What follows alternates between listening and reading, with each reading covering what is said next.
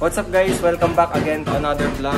So ngayong vlog na natin mga boss, bibili nga pala tayo ngayon ng TE37 na mugs para dito sa ating project. Yan, ito si Cambio King. Yan.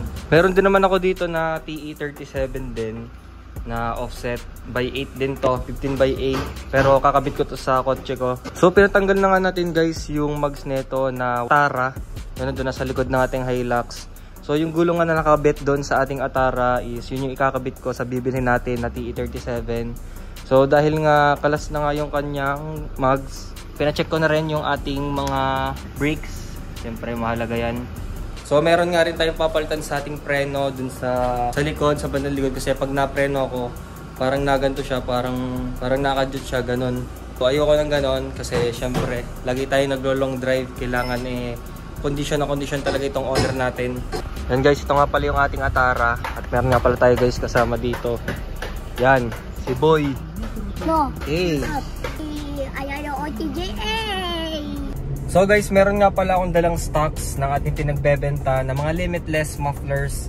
So yun, mamaya nga meron tayo di-deliver sa Inusluban, sa Batangas, at sa may isa pa nakalimutan ko lang yung location niya kung saan.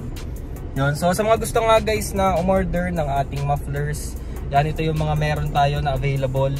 Yan, napakadami niyan mga bossing. Kung gusto niyo ng magagandang tunog ng ating mga OTJ o kaya mga kotse nyo. Meron nga pala ako dito guys sa sample ng stock engine na 4AFE na naka-scab. Yan, papakita ko sa inyo mga boss.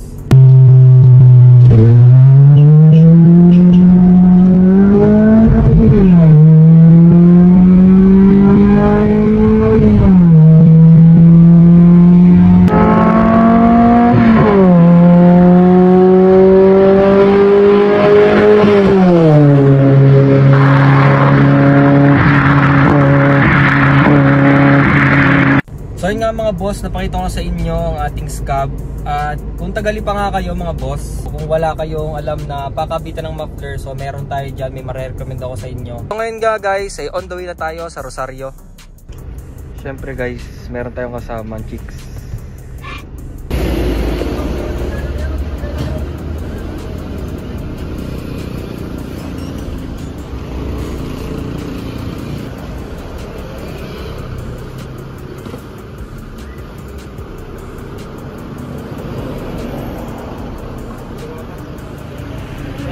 Nakuha na nga natin ang TE37 para kay Cambio King at ngayon nga ay magdi-deliver kami ng muffler. Tuloy-tuloy lang ang paghasal ko kasi sino ba naman ang aasahan ko para bigyan ako ng pera? Diba mga bossing? Kumain din kami sa FThan ni Kuya Otep. Isa ito sa paborito ko dito sa Batangas. Eto nga at pabalik na ulit tayo ng Lipa City. Diretso tayo sa Auto Supply para bumili ng kailangan sa preno natin. Yan guys, ito nga pala yung binili natin. So dito na siya lalagay. Kompleto pa mga mags natin dyan. Shoutout ulit. Tayo sa Inusluban dito sa pinagpapakabitan at pinagtatanggalan ko lagi ng gulong. Yan, dito. Ito yung trusted ko lagi kasi maingat sila guys sa labi ng mugs. Dahil okay pa yung gulong ng ating Atara, ito muna ang pagtsatsagaan ko kasi sayang naman kung papaltan ko kagad. Sabi ko nga kay bossing, ingatan ng ating mugs, ayoko nang magkakaroon to ng gasgas. Bago at stainless na pito ang ikakabit natin dito. Ito na ang pinaka nakakakaban na part, natatakot ako baka kasi magasgasan ng labi ng ating TE37. Ang hangin nga na pinalagay ko ay 30 PSI lang. Ako na lang ang mag-a-adjust kapag nakakabit na ito kay Cambio King. Babalik ko nga sa kahon itong Atara dahil naibenta ko to kay Boss Rainier Tongko. Ayan. Maraming salamat po bossing sa pagbili.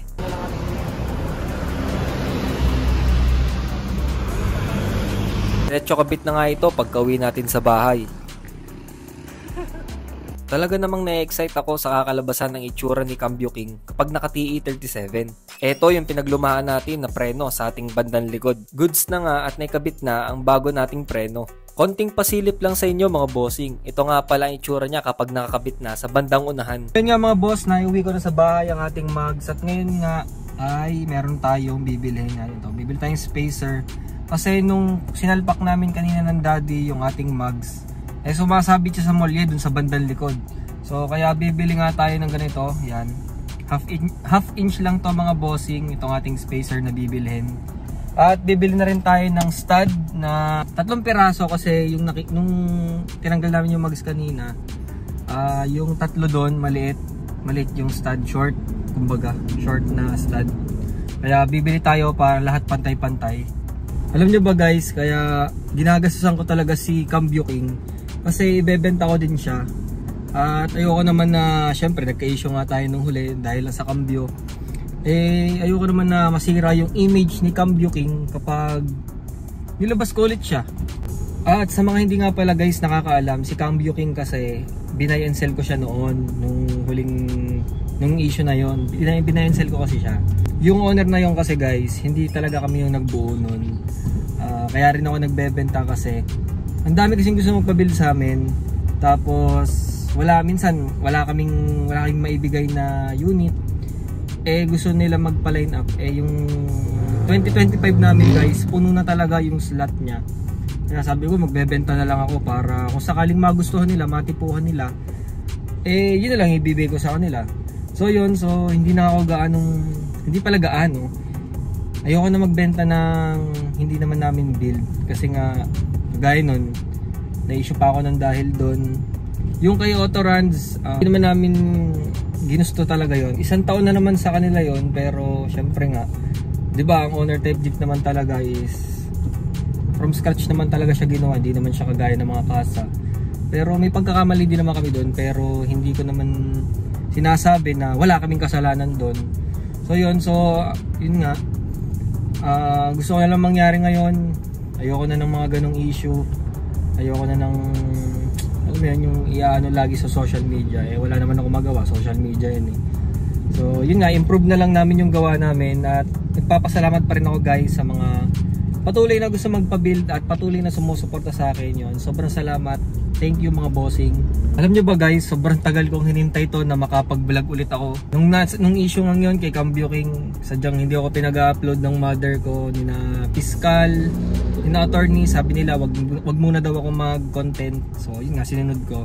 Pero ngayon nga, masaya ako kahit nagsusulit ako. Pero worth it naman. Kasi babalik, pera lang yan babalik din naman yan. Nakakatatlo na akong shop. Wala akong mabilhan ng spacer natin na half inch. Merong maghahanap sa inyo dyan. So eto, baka magiging tulong to sa inyo. Sakali maghahanap kayo, alam niyo na kung bibilan nyo, kung saan bibilan nyo. Nakabili na nga tayo ng 3 pieces na 2 inch stud. At sa JR Auto Supply nga tayo nakabili ng ating spacer. Ayan mga boss.